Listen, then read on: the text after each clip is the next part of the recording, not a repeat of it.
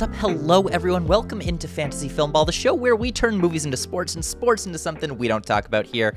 My name is Matt. My name is Dyl, and we are finally back together here. Matt's been doing something super fun over at the Cannes Film Festival, so if you haven't seen that, consider subscribing, joining our Discord to see all of our updates on movies almost every day, and definitely go check out the vlogs. Make sure you leave questions in the comments down below. We won't be able to address everything we want to in this video today, but we will try to respond to any comments that y'all have, any questions. With that said, let's get into the video with our Best Picture predictions post-Cannes. And I have a new Best Picture winner. Surprise, surprise, Anora shoots up to #1 for me, and I'm so excited to say that I think this is going to win Best Picture. I got the same feeling walking out of this movie that I had walking out of Everything Everywhere All at Once a few years ago, where I feel like it's fresh, it's exciting, it's risky, it's dangerous, and it's something the Academy would never go for before, which is why I feel like they're gonna go for it now. It's from a director who is just widely respected across the industry, but has never had a chance to get his flowers before. The Florida Project was in the conversation, but it didn't get quite there. And with Anora, he's making his best movie. I still think I prefer the Florida Project, but Anora is, without a doubt, the best thing he's ever made. It's also funny, it's emotionally resonant, and it has an angle of importance, as it's talking about the rights of sex workers, which is something that is coming more and more into the forefront of conversation. So it's got everything it needs to really connect with voters. Also, it's not just a crowd pleaser, it has highbrow appeal. Being a Palme d'Or winner, it's very reminiscent of films like Parasite or Everything Ever All at Once, where it's a crossover hit between the highbrow critics that love it and the audiences. One thing I guess I want to ask you, and I feel like a lot of other people have had this conversation, especially before it won the Palme, was about Mikey Madison. She's just a young talent, new to the industry. A lot of us like her, especially people who love horror movies, love Quentin Tarantino's Once Upon a Time in Hollywood, but she is so young, she's so new to a lot of different people,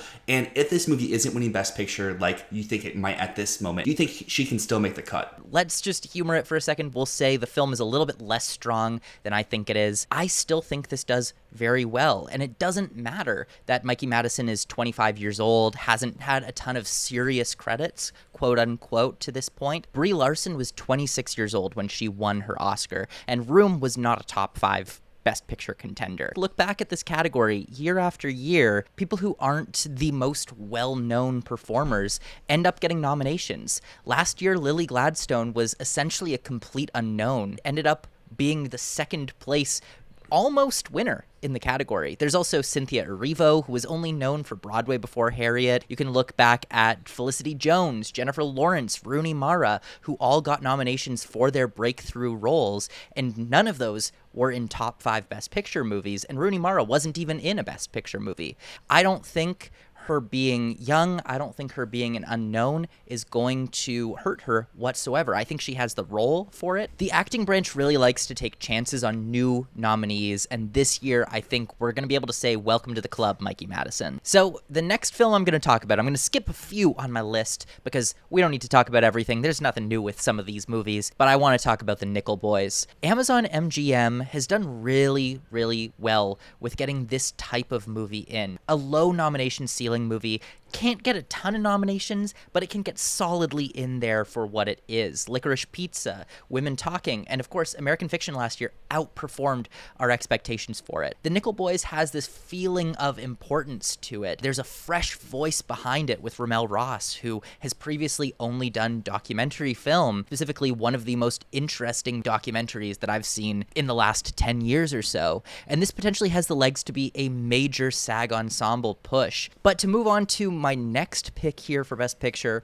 I want to talk about The Room Next Door. This is Pedro Almodovar's first film in the English language, and it's currently eyeing a Venice, TIFF, and Telluride run, it seems. Almodovar has long been a favorite of the Academy Awards. He's won Best International Feature. He won Best Original Screenplay for Talk to Her, even though the film wasn't even submitted for Best International Feature. Recently, he got a Best Actor nomination for Antonio Banderas and a Best Actress nomination for Penelope Cruz. This guy's overdue for a Best Picture nomination, and maybe, just maybe, making a movie in the English language is exactly what the Academy needs to finally give Pedro Almodovar a Best Picture nomination. Also, it's Sony Pictures Classics. They know how to work their stuff. So I have a lot of faith in this one, and I hope Pedro does not disappoint. I think there's a giant question mark with this movie, and obviously it's the release date. This one started shooting on March the 3rd, and that is like 3 months ago from this time of recording. Do you have any major concerns with it not being ready for Venice in time?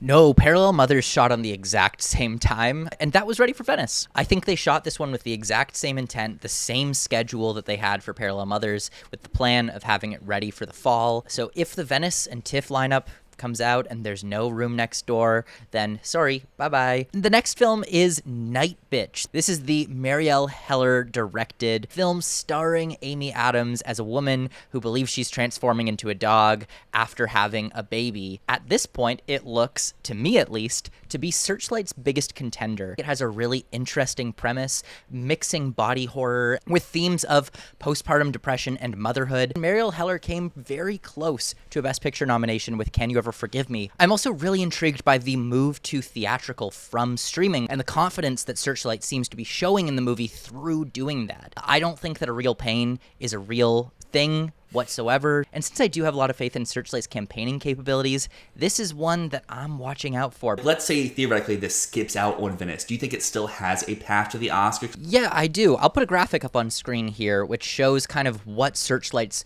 contenders have been and their premieres in the fall. You'll notice a lot of the time Venice is the path to a Best Picture nomination. Poor Things, Banshees of Inisherin, Nomadland. But there's a few years where they have skipped Venice, and those years are really interesting. 2019, they didn't send anything to Venice, and Jojo Rabbit went to TIFF. That was their push that year. Anything that they sent to Venice is a Best Picture contender, except 2016. And this is, I think, the most interesting parallel that we have, because 2016, Searchlight had two big contenders, Jackie, which went to Venice, and The Birth of a Nation, which they bought from Sundance. Sound familiar? A Real Pain? The Birth of a Nation was meant to be their push. We could see a parallel this year where they just have nothing. I can't count out Searchlight altogether, so if something else from Searchlight does Venice, then Night Bitch is dead.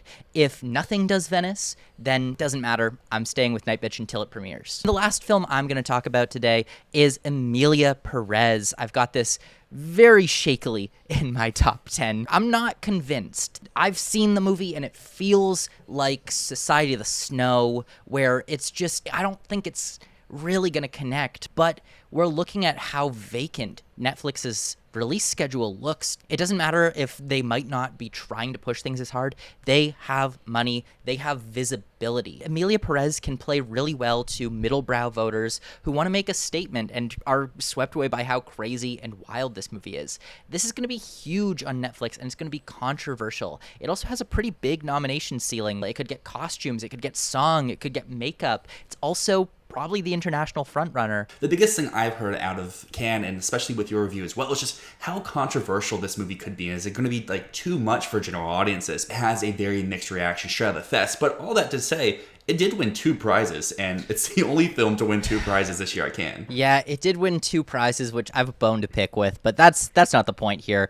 I can definitely see general audiences not particularly liking this film when it hits Netflix, but whether or not they like it, I don't think that matters whatsoever. This is going to dominate the discourse. Everyone will be talking about it, and any publicity is good publicity. People seem to either love it or hate it. The thing that binds those sides together is they can't shut the hell up about it. They cannot stop talking about Emilia Perez. The way that it's going to dominate popular culture when it releases on Netflix is going to be able to get it the attention of voters. And it doesn't need everyone in the Academy to like it. It just needs a few to love it, and they can push it through. And that just kind of falls in line with Netflix contenders every year. I mean, we have Don't Look Up, a love it, hate it movie. You have All Quiet, a love it, hate it movie. You have Maestro, a love it, hate it movie. So Emilia Perez kind of just falls in that perfectly if it ends up being their Best Picture push. I do think Netflix could pick up 1 or 2 other contenders that might take over that Emilia Perez spot. But right now, this is more likely than The Piano Lesson. And as much as I've tried to convince myself, oh, Netflix doesn't need to get something in this year, I kind of just think they might be too big to fail. There were a few movies at Cannes that you got to see that might have a little bit issue with visibility. There's The Apprentice, there's The Seed of the Sacred Fig, both which You could say kind of underperformed at the festival. Apprentice got mixed to positive reviews, failing to secure any big prize, and Sacred Fig was being helmed as the eventual Palm winner, came on the last day, which I think is a main reason why it failed to receive a major prize. But my big question is, this was a very American skewing jury. The Academy is still very American skewing, even though we have seen the growing international support over the last few years. Where do you really stand with both of these after everything that you saw at Cannes? Well, keep in mind that the jury doesn't matter. It's like 9 people total. They're not representative of everyone. A lot of the time they can make really good picks, but that doesn't mean that they are going to come to form the consensus. Look back at 2021. Drive My Car did not win the Palm. It still did win screenplay, but it went on to be a much bigger contender than anyone expected out of the festival. Remember, that was the year when a lot of people were predicting A Hero by Asghar Farhadi to be the big international contender coming out of Cannes that would go into the Oscars. That went nowhere. So jury, they can give us interesting indications. They are not the final say. I want to see what critics continue to say. I want to see what audiences say. And I want to see how these films play at the fall festivals. But I'll start with The Apprentice here. It is definitely a big bad thing that no streamer has bit on the film yet. This movie is made for streaming. It's the type of movie that people might not want to buy a ticket for or show up to a theater to see, but they would absolutely give it a try on streaming. This would be so controversial, and it would dominate the discourse the same way Emilia Perez would. It is a total crowd pleaser, and I honestly, after seeing it, I don't think it would be all that polarizing either with audiences. It throws enough cheap shots, but I also don't think it turns Trump into a caricature in the way that some people might expect it to. Plus, there's the Streisand effect, where Trump's hissy fit about the movie would make people go, well, that's on Netflix right now. I might as well just check it out. But the issue here is that no one wants to risk being sued. And I'm going to say off the bat, there's no way the lawsuit has any grounds, because I'm certain that the filmmakers, the writer of the film, Gabriel Sherman, who works for the New York Times, there is no way that they did not check with a legal team and clear everything beforehand, make sure nothing was libelous. But the purpose of the lawsuit is what Trump always does. It's delay. Delay, delay, delay. Keep this away from the public until people forget about it. And distributors are scared that even if the lawsuit has no grounds, that it's going to delay them. So I have a feeling right around TIFF, once the initial threats have died down, we're going to see Netflix or Amazon, someone like that, pick it up. Going over to Sacred Fig, I don't think that one's as much of an issue with getting out there. Obviously, it already has Neon. It's just Neon continuously shows year after year. We have our top dog, and dog number 2, dog number 3, will kind of just dump you at the end of the year. You get your limited quality, and then you go wide in like March, April, like what they did with La Chimera this year. I want to challenge that a little bit, because I had thought the same. Neon has routinely done this. They've bought and buried films. But I want to push back and say, look back to 2021, when there were 3 movies that Neon, you could even say 4 movies that Neon was pushing through the season. They had Titan, which won the Palm. It got their prime October release spot, which they gave to Anatomy, Triangle, Parasite, and now Anora. But I think they must have known Titan did not have awards chances, so they pivoted to Spencer as their big contender. That also ended up not having a lot of awards chances, but they kept riding it really hard all year. Meanwhile, what was their probably number 3 movie, The Worst Person in the World, which ended up getting a screenplay nomination and was potentially really close to getting into the Best Picture lineup, and I think would have gotten in there if Drive My Car was not the runaway success that it ended up being. Worst Person in the World being Neon's number 3 priority going into the season, it didn't kill it. It didn't kill it at all, so I don't think Sacred Fig is dead until we see a release strategy announced. If they do it like they did La Chimera, where they do 1 week in New York in November and then release in March, then it's dead. But I think there's a potential world where Seed of the Sacred Fig gets a massive reception from TIFF and from Telluride and from New York and becomes this word-of-mouth sensation. Now, we had really strongly disagreed about Megalopolis all season leading up to this, and I don't want to be like, oh, I was right, but like, do you finally join me in thinking this movie is just pure morb for Oscar glory? Absolutely. It's deader than dead. It's not Babylon. This isn't some divisive movie that has great technical qualities and can coast by on that. That's what I was expecting. I was expecting it to be divisive, but I was expecting it to look and sound great and be this big spectacle. But it's not that. Like, the technical qualities are actively terrible. It has some of the worst visual effects that I've ever seen. The production design looks like it's plastic in front of a green screen. And the cinematography on those green screen shots is like mismatched lighting. I don't think anyone expected him to basically do Francis Ford Coppola Presents The Adventures of Shark Boy and Lava Girl. I stand by, if this movie was made well, if it looked and sounded a little bit better, I could see a world where this gets in. But Coppola didn't do that. Now let's switch over to my current Best Picture rankings, and at number 1, you can see I still do have Sing Sing. Gonna lead off by saying, and this will sound very contradictory, this does not really feel like a winner. It feels a lot like last year, Past Lives. The main reason it's at number 1 is the early acclaim, people saying it's the best of the year, but with Sing Sing, I can see a different path for it than Past Lives. It seems a little bit different because the strong out of TIFF was rapturous with acclaim. Each place that has played, the acclaim just seems to grow stronger and stronger. The buzz seems to be rising with each stop along the way, and then the package seems to get better once more people start to see it. The real test will be once the general public sees this movie this summer. Will they agree that Colman Domingo should be a season sweeper? Will they see that this film needs to win screenplay? And if so, I could see this not just be a very safe nomination for Best Picture, but an easy lock for a Best Picture win. I agree that this feels like one of the most safe contenders that we have because it seems to be universally acclaimed.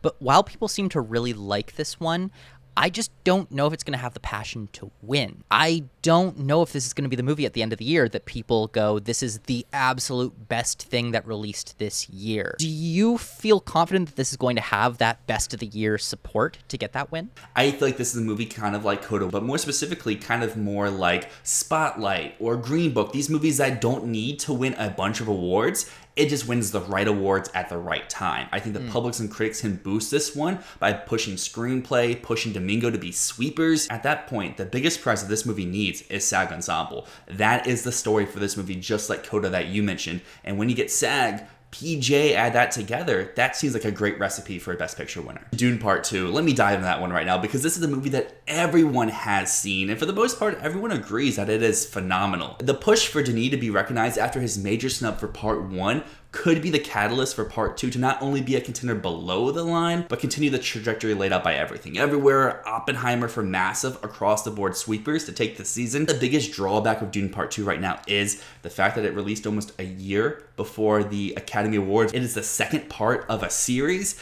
and then there are people like myself who do prefer the first one. On paper, makes sense to be this tech juggernaut.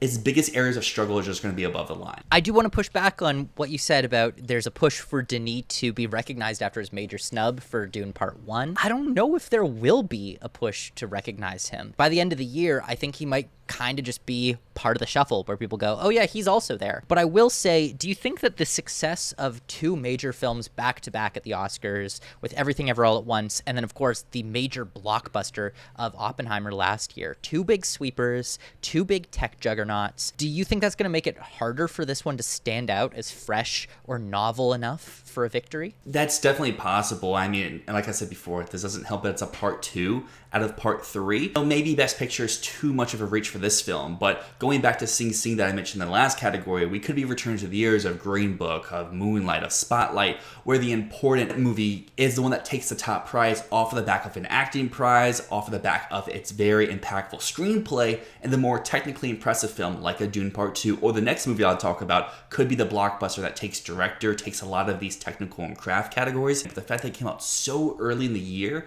and Warner Brothers has another very strong contender, feels like it could make the challenge a little bit too hard to overcome. Speaking of Warner Brothers, speaking of another major contender, we have Joker Folie à Deux, and simply put, that trailer is gorgeous. It looks like a step up in all the production and artistic direction from the already impressive and the multiple-time Oscar winner. We may have ourselves one of the most controversial and hot-button winners in over a decade, and I guess my biggest question with Joker, is this another example of a sequel underperforming, or is this the rare example of a sequel overperforming so much that it can win the Best Picture prize? One thing that's going to help Joker a lot is that it does differentiate itself so much from the first one. And people who really didn't like the first one might end up liking this one. But I hear a lot of people saying that critics are already out there sharpening their knives, getting ready to kill this movie. And I wonder if you agree with that statement. Or do you think that people are overestimating how harsh the critics will be towards this? I mean, we saw that with the first Joker. Critics didn't want that movie to succeed, but it did. And this one seems to be going the same route of premiering in competition at the Venice Film Festival.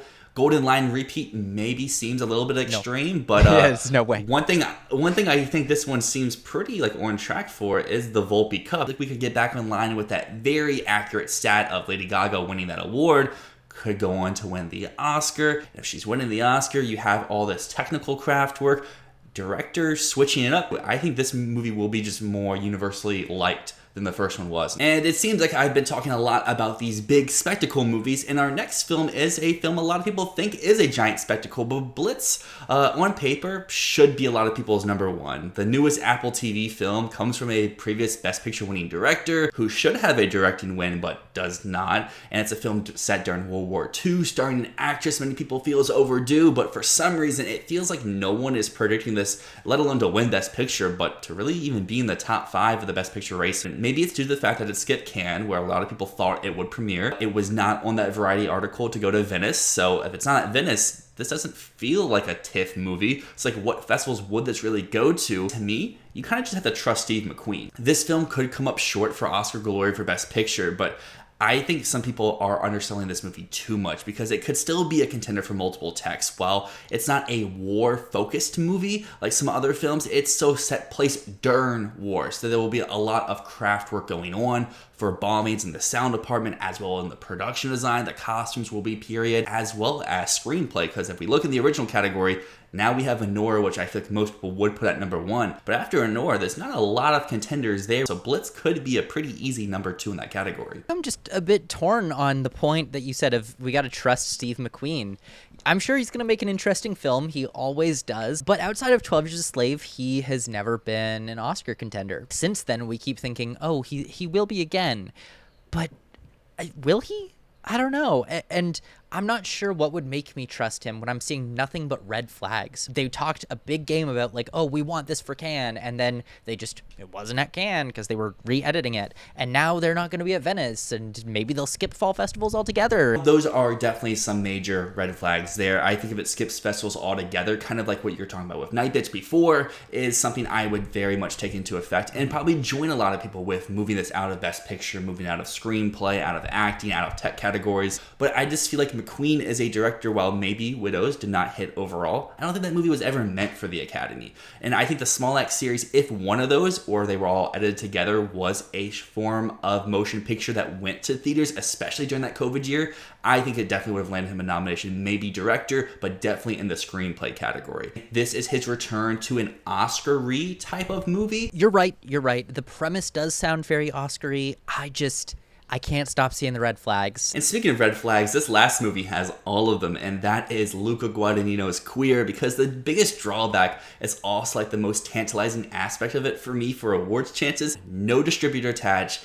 No festival really attached so far outside the rumor of it going to Venice, maybe winning a major festival prize, or just being a film from a hot, buzzy director and a cast that has big names. Daniel Craig feels like an actor that people want to recognize, but like you mentioned in that video, he's never really had a chance to. But this source material, I think, will give him something that is going to push him more than he has ever had before. It's about a hard drug addict, and those films oftentimes give actors the platform to succeed, even if their films come up short. So like, even on its worst day, I feel like Queer could be a Best Actor contender with an adapted screenplay, but if it could soar higher and it takes the good buzz and the goodwill from challengers earlier this year, this could soar to be a picture and across the board type contender. I don't get the hype around this one. To me, it just feels like people really want Luca to be a thing and to fit him in for something, but they can't justify Challengers because of its early release date. But this feels even less like an Academy movie than Challengers does. So what differentiates this from Challengers for you and makes it more likely? I personally wouldn't rule out Challengers if Queer is pushed to 2025 or just doesn't rise to the heights that some people think it can. As we said before, Amazon MGM is a studio that knows how to narrow in on a specific campaign and execute a great success. We've seen American Fiction, Women Talking, Sound of Metal, Being the Ricardos, which didn't make picture but still got multiple nominations. It was close. It was really close.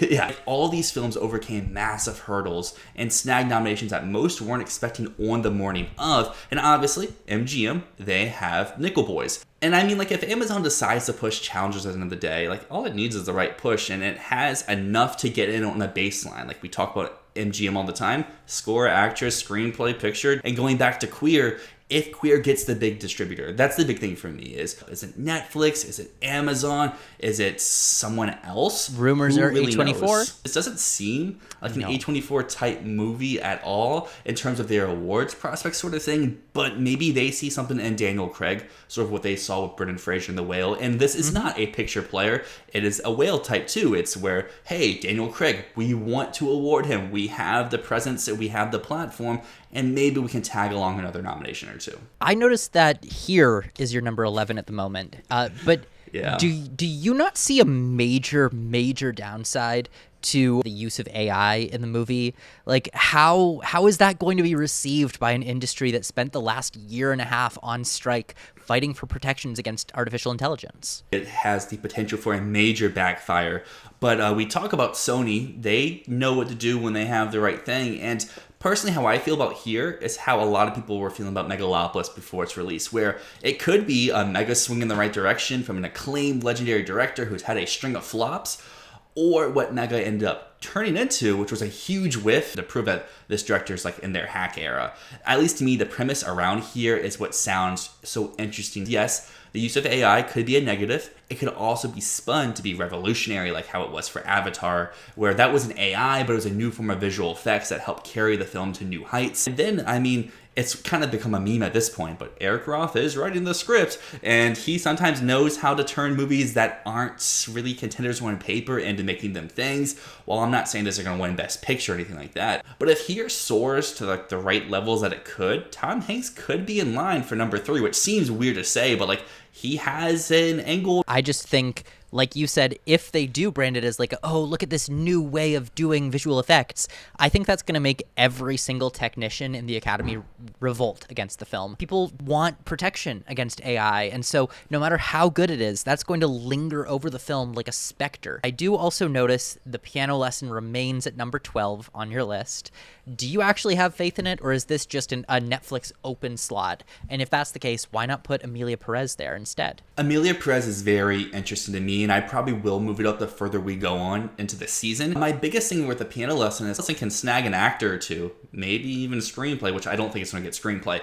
It's in that 15-ish range, and it's at 12 right now just because I do have 2 of its actors in. That to me feels a little bit better than some of the movies I have below it. But like we've seen with similar Netflix stuff, I've mentioned Nyad, there was Ma Rainey, which was arguably number 10 or 11 of that year. There was The Lost Daughter, which was right outside. There was Two Popes. These are all movies that Netflix knows how to get their actors in. Maybe an additional nomination somewhere, if that's screenplay or if that's a tech category, where it's like right outside but doesn't have the passion for picture. Part of what I feel with The Piano Lesson is just diminishing returns. I feel like we're going to see this continue with the August Wilson Netflix films, where every time I think it's going to be a little bit smaller than the last time. So I can definitely see it get acting nominations, but no more than that personally. So that brings us to the end of our Best Picture predictions. Obviously, we didn't talk about everything, but we don't have time to talk about everything. We can't talk about Conclave. Nothing's changed with Conclave. We'll wait for a trailer on that one. But if there's anything you want to know about, make sure you leave a comment.